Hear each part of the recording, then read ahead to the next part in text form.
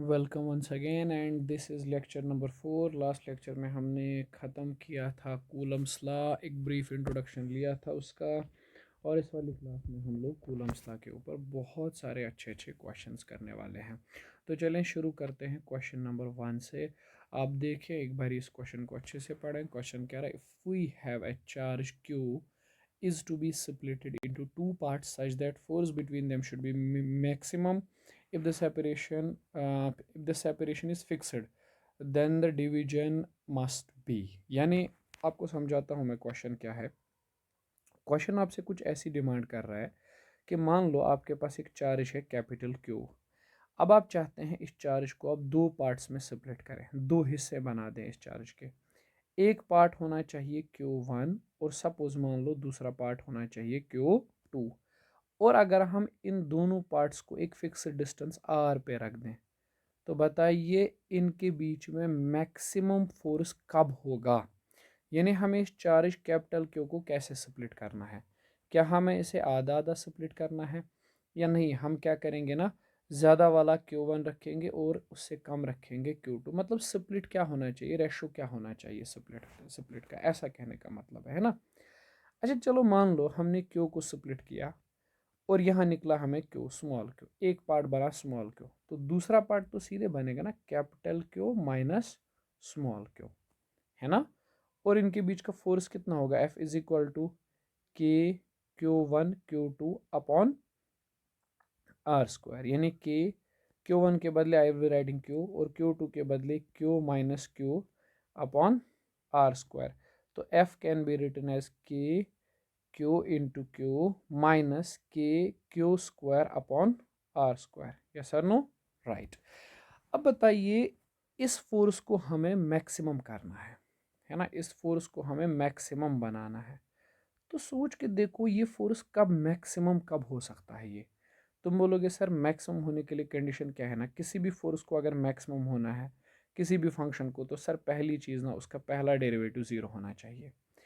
अच्छा ठीक है, चले हम इस f को डिफ्रेंशिएट करेंगे और उसका पहला डेरिवेटिव ज़ीरो कर देंगे, लेकिन with respect to what variable.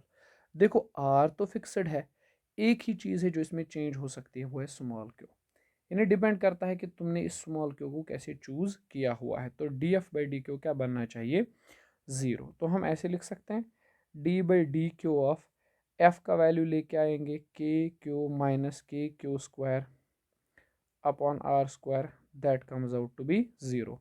अब देखो हम के को बाहर निकालेंगे अपॉन आर स्क्वायर कर लेंगे तो बच जाएगा d by D q of, if you know the differentiation properly, okay, q into q minus d by D q of q square, that must be equal to zero. Okay, चलें थोड़ा सा और आगे लेके जाते हैं।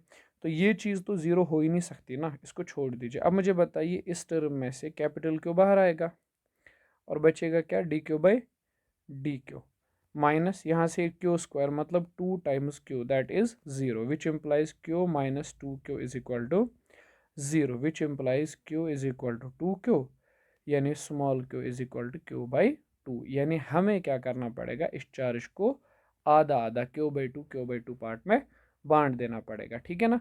तो इसका करेक्ट ऑप्शन पहला वाला बनेगा, यानी हम लोग क्या करेंगे इसको क्यू बाई टू हिस्सों में बांट देंगे, ठीक। अच्छा ठीक है, you can take the if you wish ना, you can take the feel of this question, है ना। ये थोड़ा सा अगर समझा जाए तो इम्पोर्टेंट है, मैं बताता हूँ आपको। एक थोड़ा फील ले लीजिए इस क्वेश्चन का, इस सवाल का फील ले लीजिए आप, ठीक है। एक second, let me change this, okay okay. तो इस क्वेश्चन का थोड़ा सा ना फील ले लीजिए आप, कैसे हो सकता है ये। जैसे सोचो एग्जाम्पल के तौर पे, अगर मैं आपको दे रहा हूँ एक 10 कूलम का चार्ज और आपको बोल रहा हूँ बेटा इसको स्प्लिट करो, इस तरह से स्प्लिट करो such that the force between those two pieces will be maximum. तो आप बोलेंगे सर ठीक है, स्प्लिट करने का तरीका क्या है। तो आप बोलेंगे सर पहला तरीका ये है कि मैं 9 कूलम और 1 कूलम में इसको स्प्लिट करूँ, 9 और एक 10, है ना। दूसरा तरीका ये होगा कि मैं 8 कूलम और 2 कूलम में इसको स्प्लिट करूँ। तीसरा होगा 7 कूलम और 3 कूलम में स्प्लिट किया जाए। चौथा तरीका ये होगा कि 6 कूलम और 4 कूलम में स्प्लिट किया जाए। एक तरीका ये भी होगा कि 5 कूलम और 5 कूलम में स्प्लिट किया जाए, ठीक। और कोई तरीका नहीं बनेगा। नाउ यू कैन नॉट से मी कि 4 कूलम और 6 कूलम, वो वाला तो आ चुका है ऑलरेडी, है ना। तो इन्हीं तरीकों से आप इसको स्प्लिट कर सकते हैं। ठीक, अब आप जानते हैं force between two charges directly proportional to product of the charges. जहाँ प्रोडक्ट मैक्सिमम होगा, है ना, डिस्टेंस तो फिक्स है, जहाँ प्रोडक्ट मैक्सिमम होगा वहीं ये फोर्स भी मैक्सिमम होगा। ज़रा इन सब केसेस में बेटा मल्टीप्लिकेशन कर लीजिए, प्रोडक्ट कर लीजिए। 9 1 are 9, 8 2 are 16, 7 3 are 21, 6 4 are 24 and 5 5 are 25। See, product कब मैक्सिमम आ रहा है? कॉमन सेंस वाली बात, लॉजिकल वाली बात, प्रोडक्ट मैक्सिमम आ रहा है लास्ट केस में। ठीक है, और इस टाइम पे हमने क्या किया है? इस टाइम पे हमने चार्जेस को आधा आधा बांटा, तब जाकर हमें प्रोडक्ट मैक्सिमम आया। तो जब हम चार्जेस को आधे आधे पार्ट में बांट देंगे तो फोर्स मैक्सिमम आएगा। तो अगर आप ये क्वेश्चन देख लेते जो मैंने अभी कराया, क्यों, और आप चाहते हैं फोर्स मैक्सिमम हो, तो आप तो मुझे सीधा बोलेंगे ना सर आधा आधा कर लो। उस केस में क्या हो जाएगा सर? जैसे आप मल्टीप्लाई करोगे Q square upon 4, product maximum आएगा सर। उसी केस में force between the two charges will be maximum, है ना। बहुत ही फंडामेंटल सवाल, बट बहुत ही बेहतरीन क्वेश्चन, है ना। तो फोर्स बिटवीन टू चार्जेस कब मैक्सिमम बनता है? जब हम चार्जेस को आधे आधे पार्ट में बांट लेंगे। Okay, this is question number 2। ये कह रहा है अपने पास एक चार्ज क्यू है, is touch to two charges consecutively which are 2q and 4q। If initially force between them was F, find the new force. Okay, देखिए मैं एक्सप्लेन करता हूँ इसको। हमारे पास बेसिकली दो चार्जेस हैं। एक चार्ज है हमारे पास 2q और एक चार्ज है हमारे पास 4q। हमने क्या किया, इन दोनों चार्ज को हमने टच कराया एक चार्ज q से, है ना, दिख रहा है आपको ये वाला चार्ज q है, इसी से हमने इसको टच करवाया, दोनों को टच करवाया। एक सेकंड मैं कलर चेंज कर लेता हूँ। ओके, हमने ये कैपिटल क्यू टच करवाया इन दोनों को। तो अगर पहले इन दोनों के बीच में फोर्स F था टच करने से पहले, तो बताइए टच करने के बाद कितना फोर्स होगा? ज़रा मुझे बोलिए, बिफोर टचिंग, जब हम इसको टच नहीं करेंगे तो टच करने से पहले कितना फोर्स होगा? F is equal to will be saying sir K, एक तो सर आप लिख लीजिए 2q, है ना, 4q अपॉन आर स्क्वायर। तो sir force between them will be simply 4 2 are 8 K Q square upon are square. Okay sir, अब मैं बता रहा हूँ आपको हमें टच करवाना है, तो ज़रा टच करके देखते हैं। पहले 2q को देख लेते हैं। 2q को जब हम टच करवाएंगे ना इससे q से, तो क्या होगा? हमें पता है जब टच कराएंगे, हमने प्रॉपर्टी पढ़ी थी चार्ज ऑन ईच, दोनों पर कितना चार्ज होगा? चार्ज ट्रांसफर होगा, चार्ज आएगा 2q प्लस q अपॉन 2। तो सर एक एक पे चार्ज आएगा 3q/2, राइट। तो ये जो 2q चार्ज था, अब इस पे चार्ज आ गया है 3q/2। ओके, और ये जो चार्ज q हम लेके आए थे, इसका क्या हुआ? इस पे भी आ गया होगा 3q/2। अच्छा, what will happen to this 4q charge?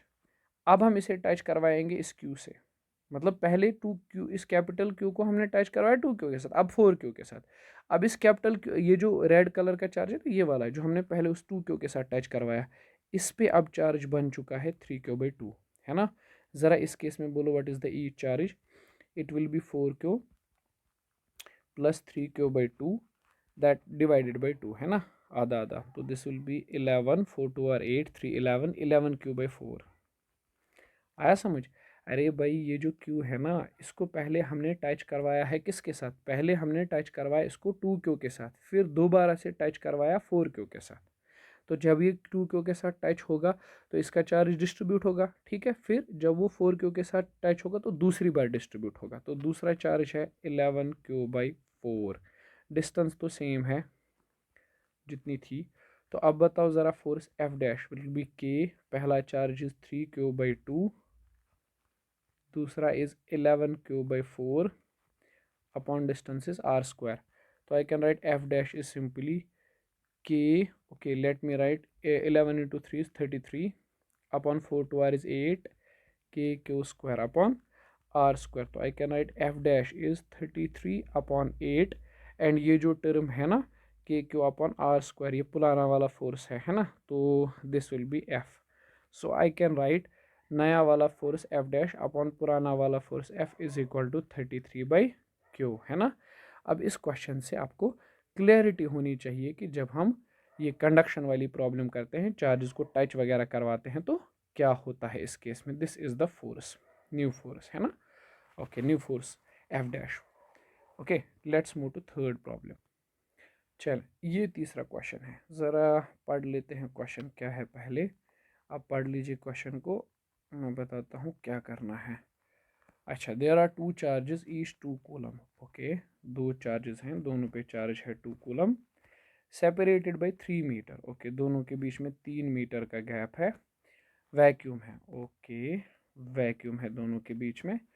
if they are fully immersed, not increased, sorry, fully immersed in medium, इनको पूरी तरह से मीडियम में इमर्स किया गया है जिसका डाइलेक्ट्रिक कांस्टेंट 5 है। ओके, मतलब हमने इनको अब 2 कूलम और 2 कूलम, अब हमने इनको मीडियम में डाल दिया, पूरी तरह से इमर्स कर दिया एक मीडियम के अंदर। ओके, तो ये है वो मीडियम जिसमें हमने इनको डाला हुआ है, और इस मीडियम का डाइलेक्ट्रिक कांस्टेंट जो हमें क्वेश्चन कह रहा है वो है 6। ओके, तो इस मीडियम का डाइलेक्ट्रिक कांस्टेंट 5 है, सॉरी नॉट 6, 5 है। तो हमें बोलना है दोनों के बीच में फोर्स कितना होगा। अच्छा, एक काम करते हैं, पहले देखते हैं वैक्यूम में कितना फोर्स होगा। वैक्यूम में जो फोर्स है दैट इज़ के, हम जानते हैं 2 coulomb 3 coulomb. Okay, 2 coulomb upon are square.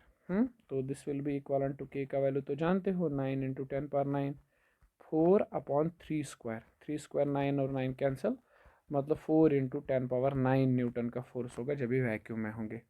अब हम जानते हैं मीडियम वाला फोर्स इज सिंपली वैक्यूम वाला फोर्स अपॉन डाइलेक्ट्रिक कांस्टेंट, है ना। डाइलेक्ट्रिक कांस्टेंट को स्मॉल के एप्सिलॉन और जो लिखना चाहते हो, तो 4 × 10⁻9 अपॉन 5, तो नया वाला force F m will be equal to simply 0.8 × 10⁻9, यानी 8 × 10⁻8। ठीक है, 0.8 × 10⁻9 न्यूटन, ये है नया वाला फोर्स। हो गया पहला पार्ट। और दूसरा कह रहा है परसेंटेज डिक्रीज इन फोर्स। हो, नाउ मुझे बताइए परसेंटेज डिक्रीज कितना होगा फोर्स।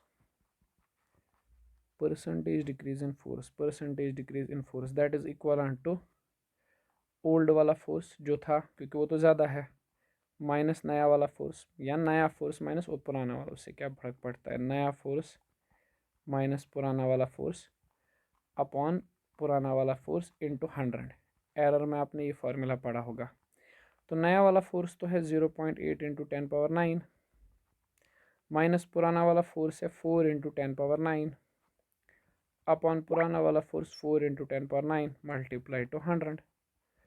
तो 10⁻9 10⁻9 10⁻9 cancel, 0.8 minus 4 that becomes 3.2 with a negative sine upon 4 × 100, that is minus 32 upon 40 into 100, 0 0 cancel, 4 1 are 4 8 are, this is minus 80% right, if the calculation is done properly. तो minus minus indicate करता है decrease हुआ है ना, minus का और कोई meaning नहीं है, माइनस इंडिकेट करता है फोर्स डिक्रीज हुआ है। ठीक है, तो 80% का फोर्स डिक्रीज हुआ है जब हमने मीडियम किया है introduce. Okay okay, this is simple simple thing. Okay, next question पे मूव करते हैं। Okay, this is our new question. आप एक बार क्वेश्चन को पढ़ लीजिए। हाँ, चलें देखते हैं। If two charges each q exert force from each other, इन्हें एक दूसरे पे फोर्स लगा रहे हैं F, when a medium of dielectric constant 9 is introduced, what should be the distance between charges so as to keep the force same. Okay, question हमसे कुछ ऐसे कह रहा है बेटा, कह रहा है अपने पास एक चार्ज है क्यू और दूसरा चार्ज है क्यू, अभी हमने इनको वैक्यूम में रखा हुआ है ना, डिस्टेंस आर है, इनके बीच का फोर्स बता सकते हो। Simple sir, K Q square upon are square, ये है सर वैक्यूम वाला फोर्स।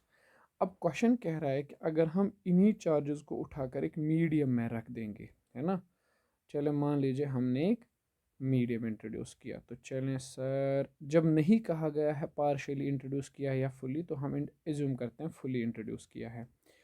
और इस मीडियम का जो डाइलेक्ट्रिक कांस्टेंट है दैट इज़ 9। ओके, तो इस मीडियम का डाइलेक्ट्रिक कांस्टेंट दैट इज़ 9।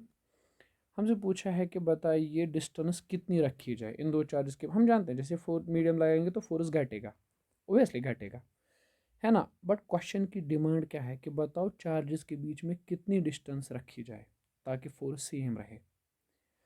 अब तुम सोचो, जैसे मीडियम लगाया फोर्स घटा, तो हमें डिस्टेंस को कम करना चाहिए, हमें चार्जेस को नज़दीक लाना चाहिए ताकि फोर्स बढ़कर वापस से सेम हो जाए। अच्छा मान लो हमने डिस्टेंस कर दी आर डैश, मुझे बता सकते हो मीडियम वाला forces? Simply if you remember, अगर मैं इसको लिखता, मैं ऐसे लिखता ना 1/4 pi epsilon naught K Q square upon are square, इसको मैं लिखता 1/4 pi epsilon naught epsilon R K Q square upon are square. ये एप्सिलॉन आर आपको पता है ना। तो मुझे एक बात बताइए, naught R square, R dash square. Now question की डिमांड क्या है कि दोनों सेम होने चाहिए, F m and F not same होने चाहिए। तो चलें ठीक है, एफ एम के बदले लगाते हैं वैल्यू सेलन और K Q square upon are dash square, that is 1/4 pi epsilon naught K Q square upon are square. ठीक है, तो जो टर्म्स कैंसिल हो रही हैं 1/4 pi epsilon 1/4 pi epsilon not cancel, के और के कैंसिल, क्यू स्क्वायर कैंसिल, यहाँ बच जाएगा 1/एप्सिलॉन R dash square, that is equal to, can write it 1/r square, है ना। तो r dash square can be written as r square upon epsilon r, means r dash can be written as r square upon root of epsilon r, नहीं r upon root of epsilon r। तो r जो है वो पहले r ही था, जो भी distance r थी पहले, अपॉन अब रूट ऑफ एप्सिलॉन आर तो हमें दिया गया ना इस क्वेश्चन में 9, तो अब बोल सकते हैं नई डिस्टेंस r/3 होनी चाहिए। ठीक है, r/3 यानी कम डिस्टेंस होनी चाहिए ताकि फोर्स सेम रहे। बेटा इसी क्वेश्चन का ना एक अलग वर्जन बना के, सेम टू सेम क्वेश्चन था बट थोड़ा डिफरेंस थी, जेई 2023 पूछ चुका है ऑलरेडी, है ना। अब जेई ने पूछा क्या था वो ज़रा समझते हैं। उन्होंने हमें कुछ क्वेश्चन ऐसे दिया था कि भाई ऐसा समझ लो हमारे पास चार्जेस हैं क्यू और क्यू, है ना, आप समझिएगा आराम से।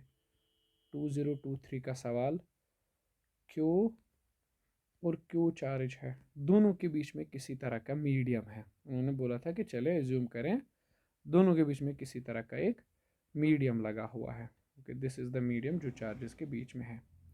ओके, और बोला था इसका डाइलेक्ट्रिक कांस्टेंट के मान लें आप। ओके, मान लिया, डिस्टेंस आर है, इनके बीच का फोर्स उन्होंने दिया था एफ, है ना। चले एफ एम मान लेते हैं। फिर बोला था अगर हम इन्हीं दोनों चार्जेस को ईयर में लाएंगे, वैक्यूम में, उल्टा दिया था जो हमने किया क्वेश्चन उसी का उल्टा। तो बताओ, अब तुम देख रहे हो मीडियम से तुम लाए ईयर में तो फोर्स तो घटेगा ना। क्वेश्चन कह रहा बताओ कितनी डिस्टेंस रखी जाए दोनों के बीच में सो दैट फोर्स सेम रहना चाहिए, यानी एफ नॉट और एफ एम क्या रहना चाहिए, सेम। एक बार इस वीडियो को पॉज करें और थोड़ा सा दिमाग लगा के ट्राई करें, है ना। चले, आई होप किया होगा, ठीक है, नो चीटिंग।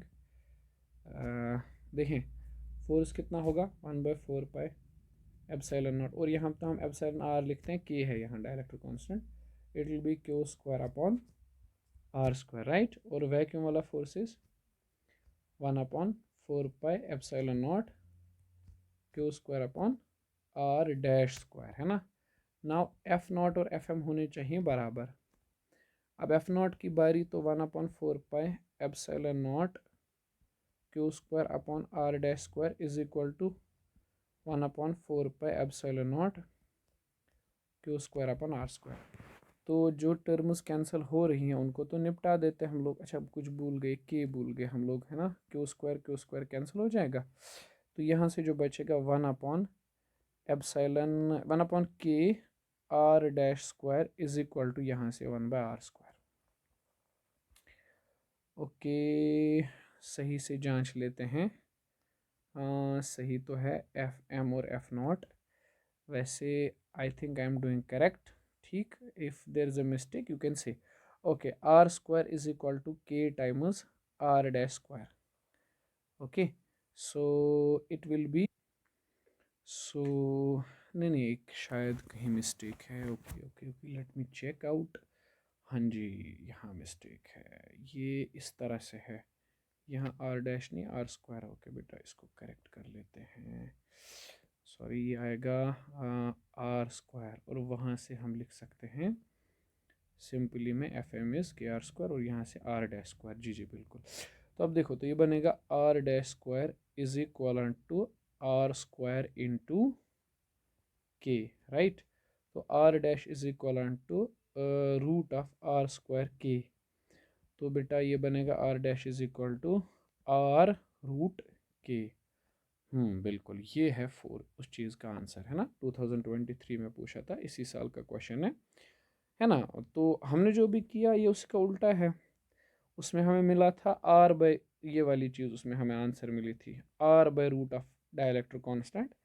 हमने वैक्यूम से मीडियम वाला केस डिस्कस किया। पहले वैक्यूम में रखा था, फिर हमने चार्जेस को मीडियम में रखा था, है ना।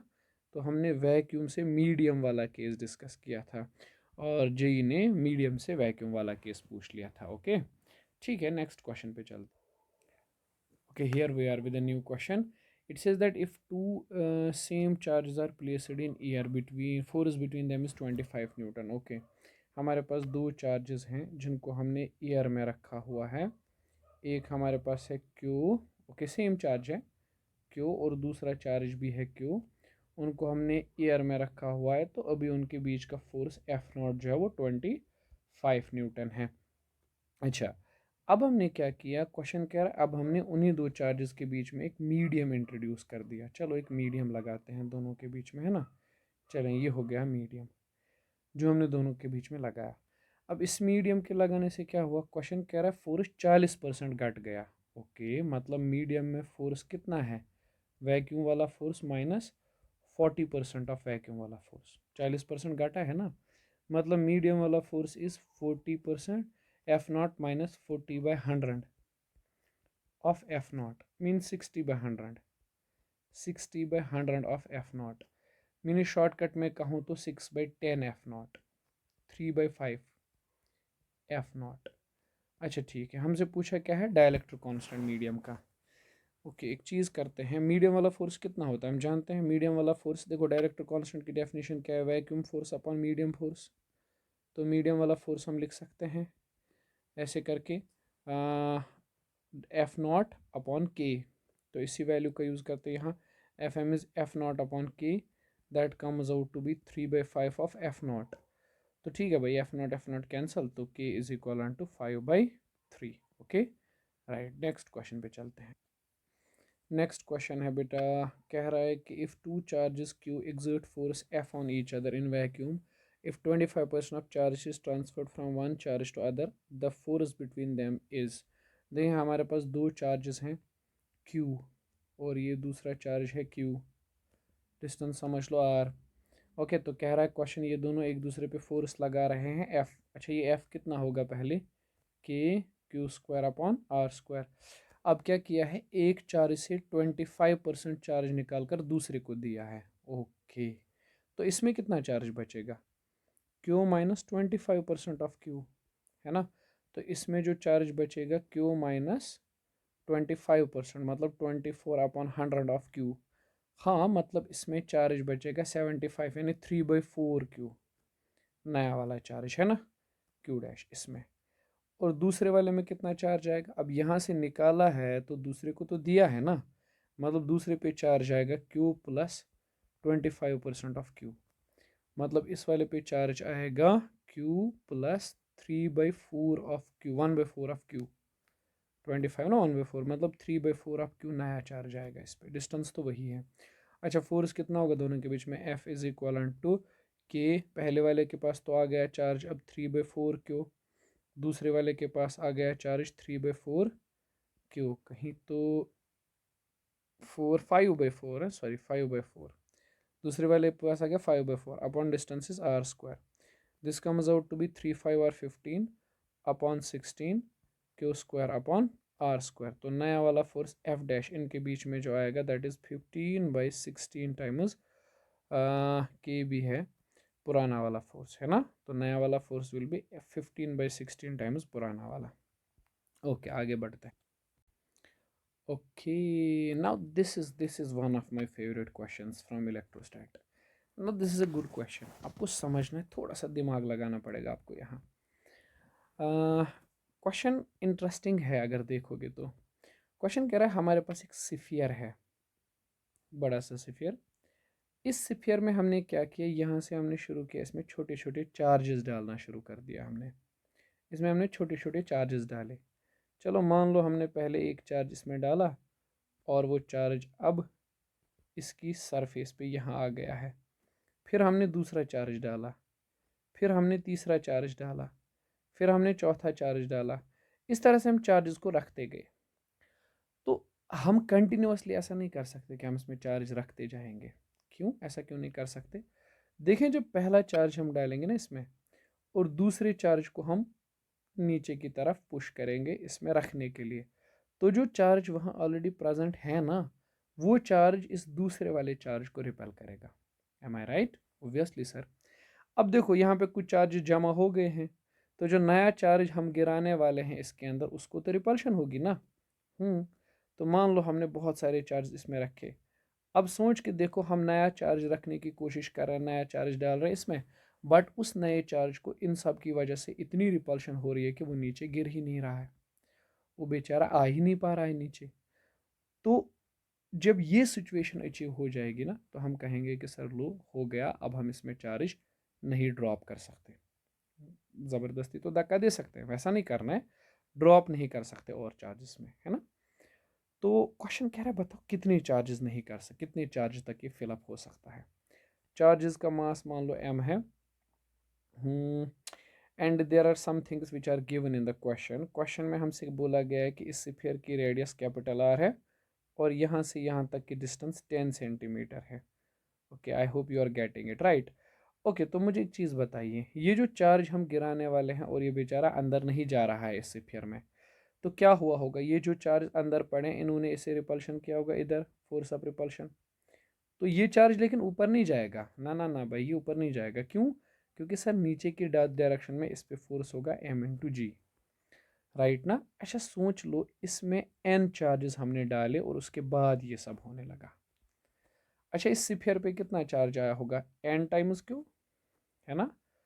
अच्छा मुझे बोलो, what is the force of repulsion between them. Force of repulsion will be simply के Q1, यानी एक पे चार्ज है n क्यू स्फीयर पे, उस चार्ज पे चार्ज है Q, अपॉन डिस्टेंस 10 है ना, तो 10 इंटू 10⁻⁻² होल स्क्वायर। वाई सो बेटा, क्योंकि डिस्टेंस सेंटीमीटर में है ना, और वेट mg है, ठीक है। तो charge drop will stop, charge drop will be स्टॉपड, charge dropping will be स्टॉपड। Charge कब हम नहीं डाल सकते इसमें, व्हेन, तब जब रिपल्शन फोर्स mg को बैलेंस कर देगा। रिपल्शन फोर्स कितना है, के एन क्यू इंटू क्यू, क्या बन गया यहाँ से, क्यू स्क्वायर अपॉन 10⁻⁻1 10⁻², बन जाएगा वो, है ना।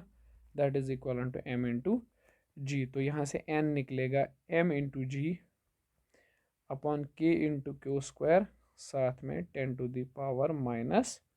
तो ये है नंबर ऑफ चार्ज जो हम इस स्फीयर में डाल सकते हैं, उसके बाद इसमें चार्ज नहीं जाएगा, है ना। It's a wonderful problem, very good problem for IIT JEE, है ना।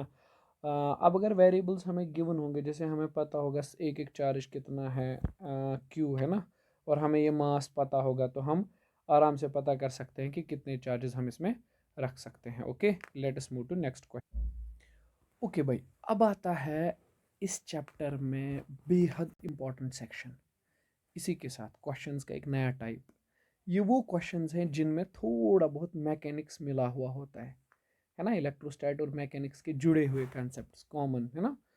थोड़ा बहुत मैकेनिक्स भी आपको यूज़ करना पड़ेगा। जैसे इस क्वेश्चन में देखो, ये कह रहा है हमारे पास एक चार्ज है यहाँ Q, एक चार्ज है, और हम इस चार्ज को नीचे की तरफ धकेल रहे हैं। नीचे ऑलरेडी एक चार्ज प्रेजेंट है 2 कूलम का। कह रहा है if the charge Q is falling downwards at the height 20 centimetre, मतलब यहाँ दोनों के बीच में 20 सेंटीमीटर का गैप है। इट अटेन्स इक्विलिब्रियम, जैसे ही 20 सेंटीमीटर का गैप आ जाता है, ये गिरा तो बहुत ऊपर से था, पता नहीं कहाँ से, लेकिन जैसे ही 20 सेंटीमीटर का गैप दोनों के बीच में आ गया, ये चार्ज आ गया इक्विलिब्रियम पे। सेमी सर, इक्विलिब्रियम का मतलब क्या होता है? इक्विलिब्रियम का मतलब वही है जो तुमने 11th में पढ़ा है, नेट फोर्स जीरो। तो find the charge on it, आपको बताना है उस पर कितना चार्ज होगा। अगर नेट फोर्स ज़ीरो है तो कौन कौन सा फोर्स मिलके बैलेंस हुआ होगा? इसका डाउनवर्ड फोर्स m इंटू जी, और यहाँ फोर्स ऑफ रिपल्शन जो इस 2 कूलम की वजह से हुआ है, तो ये दोनों बैलेंस हुए होंगे, है ना। तो चलो, मतलब फोर्स ऑफ रिपल्शन बैलेंस हुआ होगा एम जी से। ठीक है, तो रिपल्शन का फोर्स कितना है भाई, यहाँ बताना पड़ेगा हमें कि this is 2Q 2C into Q upon distance, distance is 20 into 10⁻⁻2 whole square, that is equal to m into G. Now I need to confirm G दिया है हमें कुछ कि नहीं इस क्वेश्चन में। जी का वैल्यू ना, m का वैल्यू पता होना चाहिए, सो दैट, हाँ सॉरी सॉरी यहाँ मिट चुका है ये। क्वेश्चन में हमें दिया है 20 ग्राम है इसका मास। ओके चलो, 20 इंटू 10⁻³ एंड जी का वैल्यू 10 ले लेते हैं, है ना। तो ये बन जाएगा 2K Q upon this will B 20 into 10⁻⁻1, 2 into 10⁻1 मतलब 4 इंटू 10⁻², दैट इज 20 इंटू 10⁻²। सही, तो ये बन जाएगा 2 1 r 2 2 r, this will be K Q that is equal to 2 2 r 4 into 10⁻40 into 10⁻², right. तो K का value 10 into 10 9 into 10⁻9, Q is equal to 40 into 10⁻²। तो भाई ये बन जाएगा Q is equal to 40/9 10⁻² into 10⁻9, which means 40/9 into 10⁻11 coulomb का charge होना चाहिए उस पर। ठीक है, ओके आगे बढ़ते हैं बेटा नेक्स्ट क्वेश्चन के साथ। ओके ये है हमारा नया क्वेश्चन। इसमें हमें 2 ब्लॉक्स दिए गए हैं, एक ब्लॉक यहाँ दिया गया है, एक ब्लॉक यहाँ दिया गया है। अच्छा, ये दोनों जिस सरफेस पे हैं वो सरफेस स्मूथ है। ओके, क्वेश्चन कह रहा है इनिशियली अनचार्जड थे, दोनों में चार्ज नहीं था, फिर हमने दोनों ब्लॉक्स को चार्ज किया, तो जाहिर है जब हम चार्ज करेंगे तो ये एक दूसरे से रिपल्शन करेंगे, और रिपल्शन की वजह से इनके बीच जो स्प्रिंग है उसमें एक्सपेंशन आएगी और लेंथ बिकम्स L। शुरू में तो लेंथ L0 थी, बाद में लेंथ बन गई L। तो बताइए हमने दोनों ब्लॉक्स पे कितना चार्ज दिया होगा। चलो मैं सिचुएशन को नए से बनाता हूँ as the question is not visible clearly. देखें ये है अनचार्जड वाली सिचुएशन, जब ये दोनों अनचार्जड थे, दोनों ब्लॉक्स अनचार्जड थे, तब जिस सरफेस पे ये वो स्मूथ है ना, फ्रिक्शन नहीं है उसमें, तो K है, और इनके बीच की जो डिस्टेंस थी स्प्रिंग में जो लेंथ थी वो L0 थी।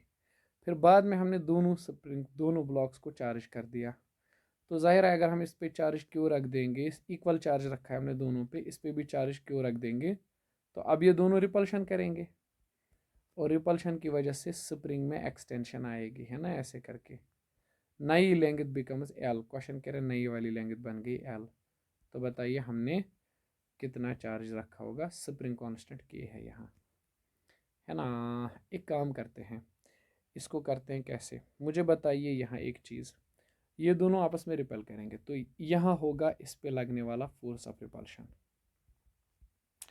और तुम जानते हो स्प्रिंग जब भी एक्सपेंड होता है तो उसको वापस लेके आता है एक फोर्स जिसे बोलते हैं हम लोग, हाँ, रेस्टोरिंग फोर्स या स्प्रिंग फोर्स। वेरी गुड, यहाँ तुम जानते हो ना, ऐसा है ना, ऐसा होता है, आपको ऑलरेडी पता है। ठीक, तो अब अगर इक्विलिब्रियम अटेन होगा तो ये फोर्स और ये फोर्स एक दूसरे को बैलेंस करने लगेगा, repulsion force must be balancing spring force. अब रिपल्शन फोर्स कितना है, Q² upon final distance is L² is equal to spring force का मैग्नीट्यूड याद है ना, स्प्रिंग फोर्स का मैग्नीट्यूड आपने किया है K इंटू एक्स, एक्स क्या है, x is extension in the spring, तो K इंटू एक्स, एक्स का मतलब है L minus L0, final length minus initial length, that denotes the extension, तो KQ² will be by simply equal to, okay यहाँ पे confusion है, ये K coulomb constant है और ये K स्प्रिंग कांस्टेंट है।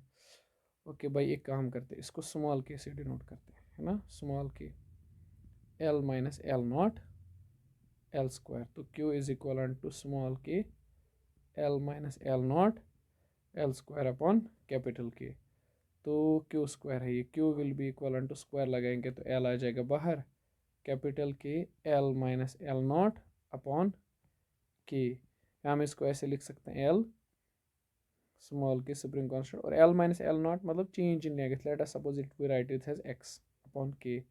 यहाँ मैं लिख देता हूँ where x is equal to L minus L naught, है ना। चलें आगे बढ़ते हैं नेक्स्ट क्वेश्चन पे। Again a very good question, बहुत ही फैंटास्टिक क्वेश्चन है ये। कह रहा है कि अपने पास दो चार्जेस हैं, ये देखें, एक ये है, ये एक है। 5 ग्राम दोनों का मास है। इसका चार्ज 10⁻⁷, इसका चार्ज 10⁻⁷। ये इक्विलिब्रियम में रह रहे हैं, ये अभी इक्विलिब्रियम में है। तो कोफिशिएंट ऑफ फ्रिक्शन कितना होगा, ये इक्विलिब्रियम में है। अब इक्विलिब्रियम में रहना है तो कैसे रहेंगे, देखो ये है एक 5 कूलम का 5 ग्राम का चार्ज, ये दूसरा चार्ज है 5 ग्राम का 10⁻⁷ कूलम वाला, 10⁻⁷ कूलम वाला। अब इन दोनों ने एक दूसरे को रिपल्शन किया होगा, तो रिपल्सिव फोर्स यहाँ होगा। और आप जानते हैं यहाँ डिस्टेंस 10 है। आप जानते हैं कि सरफेस स्मूथ नहीं है, तभी तो बात की है ना कोफिशिएंट ऑफ फ्रिक्शन की। तो सोच के देखो, अगर इन्होंने एक दूसरे को रिपल्शन की होगी तो रिपल्शन तो हुई होगी, उस वजह से ये 5 ग्राम आगे की तरफ मूव किया होगा। लेकिन यहाँ फोर्स ऑफ रिपल्शन पीछे की तरफ यहाँ लगा होगा, force of friction, sorry repulsion नहीं फ्रिक्शन। तो फिर तभी ये रुक गया होगा, है ना, क्योंकि फ्रिक्शन का काम ही है अपोजिट रिलेटिव मोशन का अपोज करना। फ्रिक्शन को पसंद ही नहीं है relative motion, friction just hates relative motion, है ना, जस्ट हेट्स। अब देखो, तो इक्विलिब्रियम में क्या होगा, रिपल्सिव फोर्स और फ्रिक्शन बराबर होगा, है ना। तो ज़रा सोचो, रिपल्सिव फोर्स का वैल्यू के क्यों, अगर इसका चार्ज है 10⁻⁷, दूसरे का चार्ज है 10⁻⁷, upon distance is 10 × 10⁻⁻1 whole square. K का वैल्यू भी लिख लेते हैं 9 × 10⁻⁹, सही, that is equal to repulsive max friction. Friction कितना हो सकता है, अच्छा ठीक है, इस क्वेश्चन में बड़ा इंपॉर्टेंट ट्विस्ट है। क्वेश्चन ने कहा है कि इक्विलिब्रियम अटेन हुआ है, तो मतलब फ्रिक्शन का मैक्सिमम वैल्यू होगा फिर, है ना। और फ्रिक्शन का जो मैक्सिमम वैल्यू होता है, what is that, limiting friction. And limiting friction का वैल्यू क्या है, म्यू टाइम्स नॉर्मल, है ना। तो limiting friction will be mu times normal. अब देखो ये 5 ग्राम वाला ऑब्जेक्ट है, तुम सोचना इस पे एम जी डाउनवर्ड्स एक्ट करेगा, और नॉर्मल तो ओबियसली अपवर्ड्स होगा, है ना। तो यहाँ नॉर्मल की जगह आप क्या लिख देंगे, m into G. This will be 9, 10⁻⁷ 14, 10⁻⁹, तो ये बन जाएगा 5। और यहाँ डिस्टेंस को हमने कन्वर्ट किया 10⁻⁻2, 10⁻⁻1 10⁻⁻2, दैट विल बी म्यू, हमें नहीं पता, m पता है 5 इंटू 10⁻⁻3, g पता है 10 पावर कुछ भी नहीं 10 है। तो ये बन जाएगा 9 into 10⁻⁻3, that comes out to be 5 10 are 50, 10⁻⁻3 और साथ में म्यू, तो ये और ये गया, which becomes mu is equal to 9/50, which comes out to be 0.18। तो कोफिशिएंट ऑफ फ्रिक्शन 0.18 होना चाहिए। ओके, तो आगे बढ़ते हैं नेक्स्ट क्वेश्चन पे। Now moving to the next question. Now this is again one of the interesting questions and one of my favorite ones. तो कह रहा है हमारे पास दो आइडेंटिकल बॉल्स हैं जिनका मास है 0.9 और इनको चार्ज किया गया है बाय सेम चार्ज, है ना। यानी इस बॉल को जितना चार्ज दिया गया है उतना ही इस बॉल को भी चार्ज दिया गया है। So that tension in the thread is same, मतलब यहाँ जो थ्रेड में टेंशन है वही टेंशन यहाँ पर भी है। मतलब अगर यहाँ टेंशन थ्रेड में टी है तो यहाँ भी टेंशन टी है थ्रेड में। तो हमें क्या निकालना क्या है भाई, हमें निकालना है charge, find the charge on each ball, दोनों बॉल्स में से दोनों बॉल्स पे चार्ज निकालना है। तो एक काम करते हैं, इसमें हम एफ बी डी बना लेते हैं वापस से हर किसी चार्ज की। वैसे दोनों चार्ज की तो नहीं बनानी पड़ेगी, एक की चार्ज बनाने से चलेगा। हाँ, पहले मुझे बताइए, अगर हम इसका मास एम मान लेते हैं तो इसका भी तो एम ही है। ओके, तो मुझे बताओ बेटा कहाँ कहाँ फोर्स होगा, इसका तो होगा एम इंटू जी डाउनवर्ड डायरेक्शन में, और जहाँ पे थ्रेड बंधा है टेंशन होता है अवे, जहाँ पे थ्रेड बंधा है टेंशन होता है अवे, यहाँ पर भी टेंशन ऊपर की तरफ, है ना। तो इस मास का भी अपना एम इंटू जी नीचे की तरफ होगा, सही। और ये ऑब्जेक्ट इस ऑब्जेक्ट को रिपेल करेगा क्योंकि दोनों पे चार्ज है, और इलेक्ट्रोस्टैटिक फोर्स ऊपर होगा, है ना। चलो एक काम करते हैं, इक्वेशन लिखते हैं इस वाले के लिए। ज़रा सोचो, ये मास m है, डाउनवर्ड डायरेक्शन में m इंटू जी, और टेंशन t, यहाँ की तरफ टेंशन t, और ऊपर की तरफ m इंटू जी। अरे नहीं, एफ ई, सॉरी। तो ज़रा लिखो इक्विलिब्रियम के लिए कंडीशन इसके। इक्विलिब्रियम कब होगा? M G plus tension T is equal to ऊपर वाली डायरेक्शन में टी प्लस एफ ई। हाँ, तो टेंशन टी मैंने दोनों में सेम लिया है, क्योंकि बोला गया है अगर टेंशन अलग अलग होता तो मैं ले लेता डिफरेंट टी टी। ये टी और T cancel, this becomes M G is equal to F E. अब एम का वैल्यू तुम्हें दिया गया है 0.9, जी तुम जानते हो 10, फोर्स है यहाँ पे के का वैल्यू है 9 इंटू 10⁻9, Q1 और Q2, Q तो हमें नहीं पता, लेट अस सपोज एक पे Q दूसरे पे Q, तो Q स्क्वायर जैसा हमें कहा गया है, सेम चार्ज है, आइडेंटिकल बॉल्स हैं। डिस्टेंस दोनों के बीच का, okay this is given 3 meter, तो 3 square, this will become 9, that is equal to 9 into 10⁻9 Q square upon 9, 9 और 9 कैंसल, तो Q is equal to Q square is equal to 9 into 10 to the power minus 9, right? तो Q is equal to 3 into 10 power minus 3, तो Q is equal to 3 milli coulomb. ये है दोनों balls पर charge, ताकि हम system को equilibrium में ला सकें, provided tension is same in both strings, right. चलें भाई, इस क्लास में बहुत सारे क्वेश्चंस हो गए, ढेर सारे क्वेश्चंस, और लेक्चर की लेंथ भी थोड़ा सा इंक्रीज हो गई है, but these are basically some introductory questions, कुछ इंट्रोडक्टरी क्वेश्चंस हैं। अभी आने वाले अगले 2 या 3 लेक्चर्स में न्यूमेरिकल्स ही कंटिन्यू चलेंगे, ठीक है। जैसे मैंने आपसे प्रॉमिस किया है that this series is basically for purely for competition, तो कम्पिटिटिव एग्ज़ाम्स, तो बोर्ड एग्ज़ाम्स के लिए इस सीरीज़ में बहुत कम है वैसे कंटेंट, ठीक। If you are targeting NEET और जेई, ठीक, तो आप डायरेक्टली इस वीडियो सीरीज़ को देख के एक बहुत ही अच्छे तरीके से प्रिपरेशन कर सकते हैं, अपना इलेक्ट्रोस्टैट बहुत स्ट्रॉन्ग कर सकते हैं, ठीक है। Just keep going, and if you require notes on this or DPPs, तो you can just comment so that I'll be sharing those to you, है ना। चलें मिलते हैं in next class, till then bye bye।